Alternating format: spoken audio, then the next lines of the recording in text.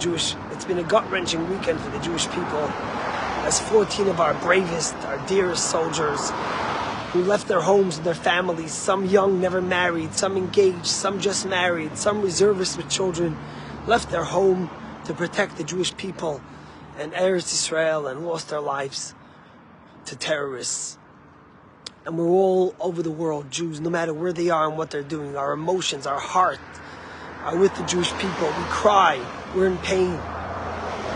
It's interesting because in this portion that we read, Shabbat and Shul, we read the story of Joseph.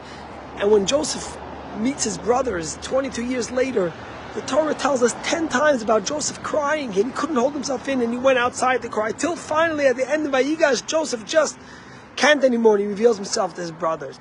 But earlier, when his brothers sell him into slavery, when he gets accused of seducing his Potiphar's wife, when he's thrown into prison, and when he's in prison, we never find him crying once. What happened? Where did he find suddenly these emotional tears?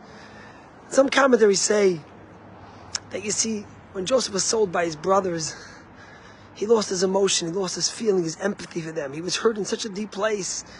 He thought that it was removed from him, and therefore there was no tears for those 22 years, and he thought maybe he started a new chapter of his life. He won't have to deal with this emotional feelings. And then suddenly his brothers come, and when he sees his brothers again, he just can't contain himself, and slowly but surely he can't hold himself in, and he has to go out and cry, and he cries again until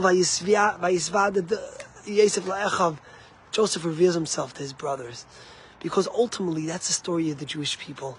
As much as sometimes we feel, I live in America, I live in Boston, I live in Chicago, I live in Russia, so someone got killed in Israel, so someone's at war, who cares? But when October 7th happened, all those who thought they weren't pro-Israel, or maybe they didn't support Israel enough, or maybe they weren't engaged in supporting their brothers and sisters, suddenly a fire was kindled, just like with Joseph, because we realized that at the ultimate core of our heart, we're all one people, and at the ultimate core of our heart, they are all our brothers and sisters.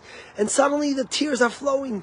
People are sending donations, people are going to visit, making solidarity missions, people are praying, and people are writing to their congressmen and congresswomen, and people are posting on social media, because ultimately that's the story of the Jewish people. Sometimes we feel that we might not be one, but organically, we're Am Echad, we're one people.